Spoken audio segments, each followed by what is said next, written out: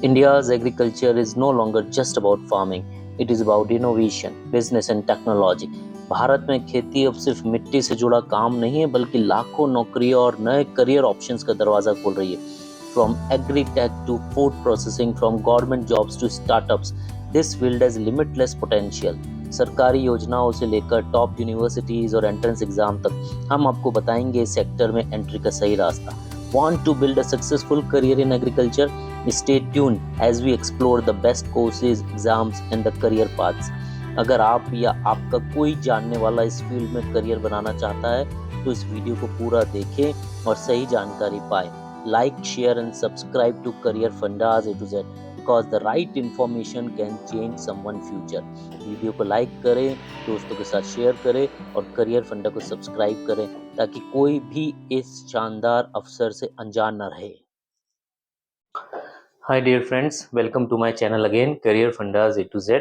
इस चैनल में हम डिफरेंट कोर्सेज के बारे में बात करते हैं और जनरली हम कोशिश करते हैं कि कंटेंट उन कोर्सेज का बनाएं और उन कोर्सेज के ऊपर ही वीडियो बनाएं जो कि कम प्रचलित है लेकिन they are having immense career scope. ऐसे ही एक वीडियो, ऐसे ही कंटेंट को आज मैं शेयर कर रहा हूँ, career in agriculture sector. Dear friends, जैसा कि हम जानते हैं कि आफ्टर 12th एक स्टूडेंट के मन में डायलेमा होता है कौन कौन से कोर्स या कौन से सेक्टर की तरफ जाया जाए. तो आज हम लेकर आ रहे हैं एग्रीकल्चर सेक्टर के बारे में. फर्स्ट स्लाइड पे आप देख सकते हैं कि आफ्टर 12th एग्रीकल्चर कोर्स कौन कौन से हैं. हालांकि इसका स्क्रीनशॉट ले लीजिए, पर ये सारी चीजें हम आगे भी देखने वाले हैं.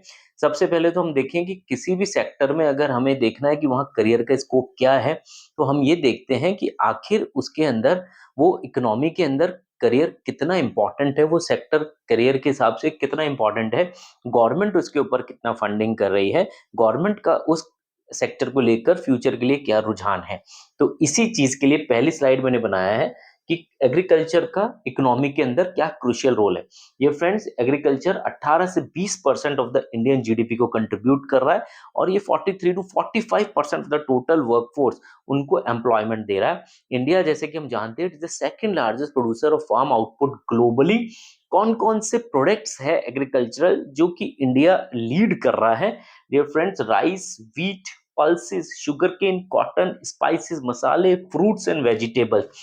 की एक्सपोर्ट मार्केट्स कौन से हैं इंडिया के? आप देख सकते हैं USA, China, UAE, Bangladesh as well as European Union यानी ईयू के अंदर एक हमारा बहुत बड़ा एक्सपोर्ट एरिया है. गवर्नमेंट के भी बहुत इनिशिएटिव्स और मेजर पोर्शन बजट का एग्रीकल्चर सेक्टर के अंदर जा रहा है. डियर फ्रेंड्स, अगर हम देखें कि गवर्नमेंट की कौन कौन सी स्कीम है जो इस सेक्टर के अंदर काम कर रही है, बहुत डिटेल में हमें स्लाइड में नहीं जाना है. हमने इसको 4 पार्ट में बांटा है: financial support and subsidies, infrastructure modernisation, organic and sustainable farming, crop insurance and risk management. Financial support and subsidies में आप दे सकते हैं पीएम किसान सम्मान निधि, जिसमें 6,000 रुपए एनुअल फाइनल असिस्टेंस जाता है फार्मर्स को, Kisan credit card, subsidise crop loan जिसमें 4% लोन की इंटरेस्ट की रेट से लोन दिए जाते हैं. इंफ्रास्ट्रक्चर के अंदर प्रधानमंत्री कृषि सिंचाई योजना, soil health card scheme, national agriculture market जो कि गवर्नमेंट डेवलप कर रही है फार्मर्स को so that they can get the best prices of their produce. Organic and sustainable farming जो कि उभरता हुआ फील्ड है जिसके अंदर परंपरागत कृषि विकास योजना को बढ़ावा दिया गया. National mission for sustainable agriculture. Crop insurance and risk management जिसके अंदर Pradhanmantri Fasal Bima Yojana. Dear friends, you can see Rashtriya Krishi विकास योजना. इसमें बहुत डिटेल में हम करियर ओरिएंटेड चीजों में नहीं जाएंगे, लेकिन एक बेसिक फंडामेंटल मैंने आपको चीज बताई है. हमारे लिए जो मेन चीज है वो दिस स्लाइड इज दिस कि आखिर एग्रीकल्चर एजुकेशन क्या है और उसके अंदर कोर्सेज कौन कौन से करने पड़ते हैं. ये friends, bachelors, under graduate degree, masters and doctorate courses यानी post graduate and diploma and certificate courses भी आपको एग्रीकल्चर सेक्टर में मिलेंगे. आइए इनके बारे में इंडिविजुअली जान ले. बैचलर डिग्री यूजी कोर्सेज के अंदर सबसे इंपॉर्टेंट और पॉपुलर कोर्स जिसको हम बाद में और एक्सप्लेन करेंगे, that is the BSc agriculture.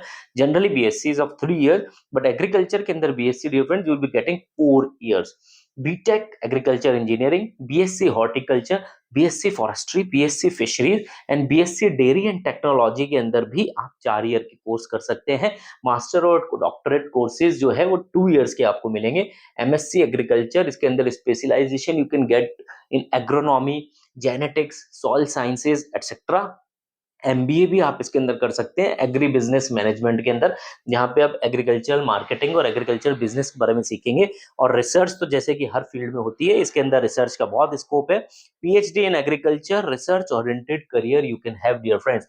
Diploma in certification courses भी है। डिप्लोमा इन एग्रीकल्चर 2 इयर्स का आपको मिलेगा। डिप्लोमा इन ऑर्गेनिक फार्मिंग 1 से 2 साल के मिलेंगे। ऑनलाइन सर्टिफिकेशन प्रोग्राम्स भी मिलेंगे आपको एग्री टेक के अंदर, हाइड्रोपोनिक्स के अंदर। और इसके अलावा हम चेक करते हैं कि आखिर 5 टॉप एग्रीकल्चर यूनिवर्सिटीज कौन सी है इंडिया के अंदर। सबसे इंपॉर्टेंट यूनिवर्सिटी आती है Indian agriculture research institute IARI, जो दिल्ली में स्थित है।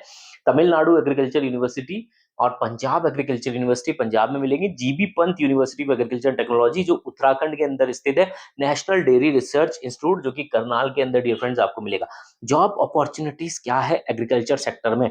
आप गवर्नमेंट में भी जा सकते हैं, प्राइवेट सेक्टर में भी जा सकते हैं, और यहाँ पर आपके सेल्फ एम्प्लॉयमेंट के दरवाजे, फार्मिंग के दरवाजे भी खुले हुए हैं। सेल्फ एम्प्लॉयमेंट इसलिए मैंने इंपॉर्टेंट यहाँ पर बनाया है क्योंकि कई बार आप न्यूज़पेपर या वीडियोस के माध्यम से देखते होंगे, कई यंगस्टर्स एग्रीकल्चर के अंदर सेल्फ फार्मिंग से इतना अर्न कर रहे हैं जितना they are not able to earn in the job oriented aspects also. Yes dear friends, ये भी एक बहुत उभरता हुआ एवेन्यू है जहां पर आप प्रॉपर ट्रेनिंग, प्रॉपर एजुकेशन लेकर सेल्फ फार्मिंग के अंदर बहुत बेहतर तरीके से काम कर सकते हैं।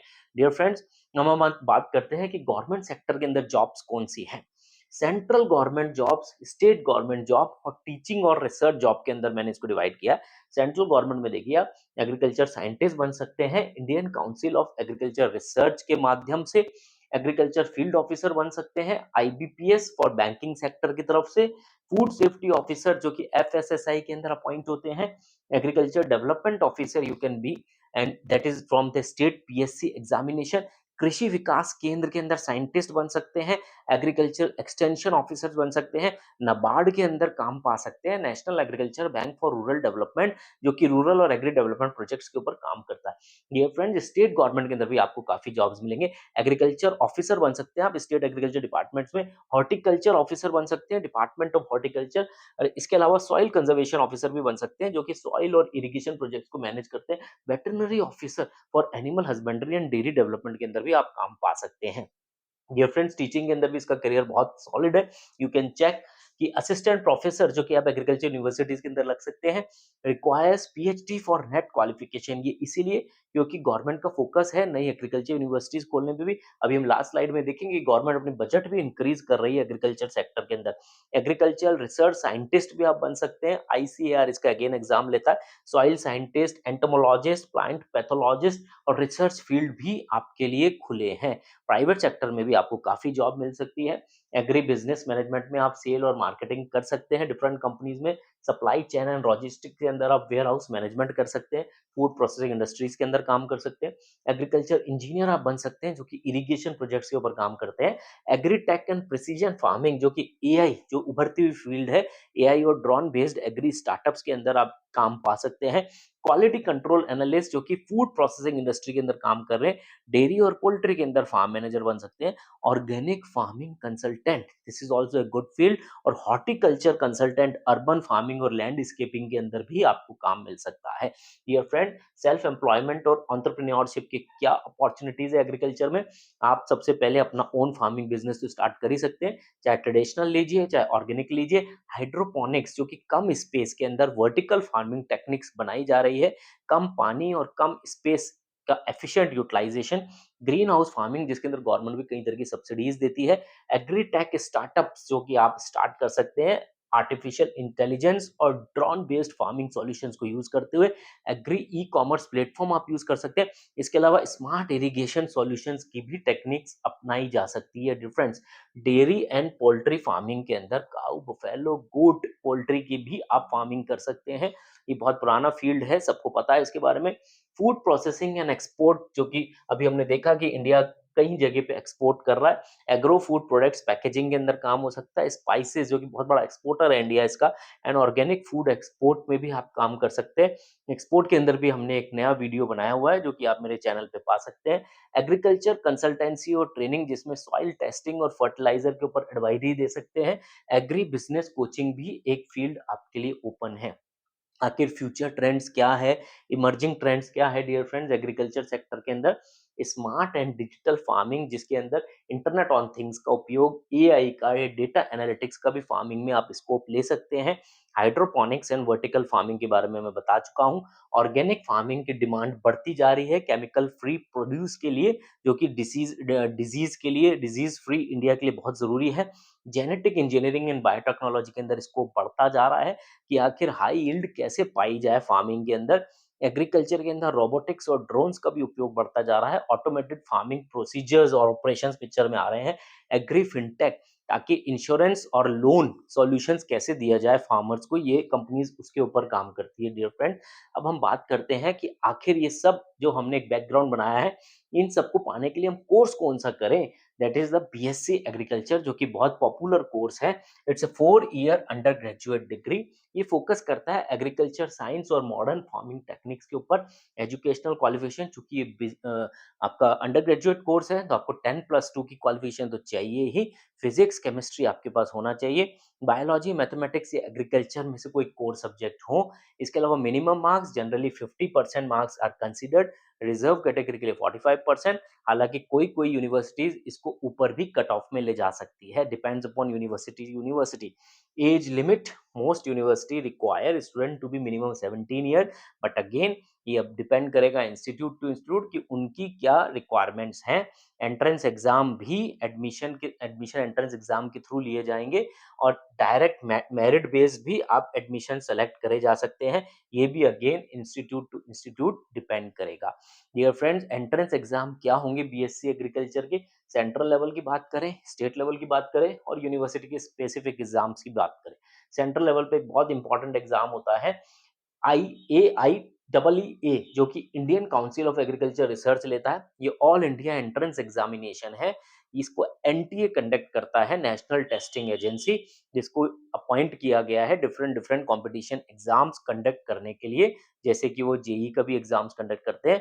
Provides admission to ICAR recognised universities in India.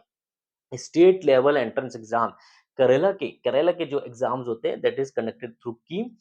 ईएएमसीईटी जो तेलंगाना और आंध्र प्रदेश के एग्जाम कंडक्ट कर रहे हैं। महाराष्ट्र का भी सीईटी होता है, और इसके अलावा छत्तीसगढ़ अपना अलग से एग्जाम लेता है, छत्तीसगढ़ पीएटी। राजस्थान के अंदर जॉइंट एंट्रेंस टेस्ट लगता है जीईटी के नाम से। यूनिवर्सिटी भी अपने अपने एग्जाम्स लेती है, जैसे गोविंद बल्लभ पंत यूनिवर्सिटी उत्तराखंड के अंदर वर्क कर रही है। पंजाब एग्रीकल्चर यूनिवर्सिटी भी अपना एंट्रेंस टेस्ट लेती है। एग्जाम स्ट्रक्चर क्या होता है, हम जनरल देख लेते हैं। 4 ईयर्स का एग्जाम है, 8 सेमेस्टर्स लगते हैं। एमसीक्यू टाइप इसमें क्वेश्चंस आते हैं। टोटल मार्क्स जनरली 100 से 200 के लगभग होते हैं। नेगेटिव मार्किंग इसमें हो भी सकती है, कुछ यूनिवर्सिटीज लेती हैं, और कुछ यूनिवर्सिटी इनकरेक्ट आंसर के कोई नेगेटिव मार्किंग नहीं देती है। Exam duration, it falls from 2 to 3 years.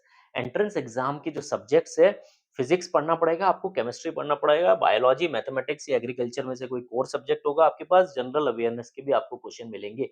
आखिर 4 साल में आपने क्या सब्जेक्ट्स पढ़ने हैं, ये अभी इतना फोकस करने की जरूरत नहीं है। स्क्रीनशॉट आप ले सकते हैं। फर्स्ट ईयर के अंदर fundamental of agriculture, introduction to soil science, plant biochemistry, ये बेसिक सब्जेक्ट जो बिल्कुल ग्राउंड लेवल के सब्जेक्ट है। धीरे धीरे इसका लेवल बढ़ेगा। सेकंड ईयर में agriculture microbiology, crop physiology, agriculture economics. Third year में आप plant breeding and genetics.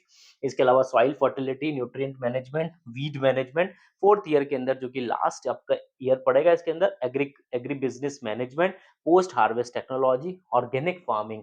Dear friend, top universities कौन सी है जो आईसीएआर द्वारा रिकॉग्नाइज्ड है? इंडियन एग्रीकल्चर रिसर्च इंस्टीट्यूट, जो न्यू दिल्ली के अंदर बेस्ड है। Punjab agriculture university, Tamil Nadu agriculture university Coimbatore के अंदर है। Govind Ballabh Pant university of agriculture, जो उत्तराखंड के अंदर काम कर रही है।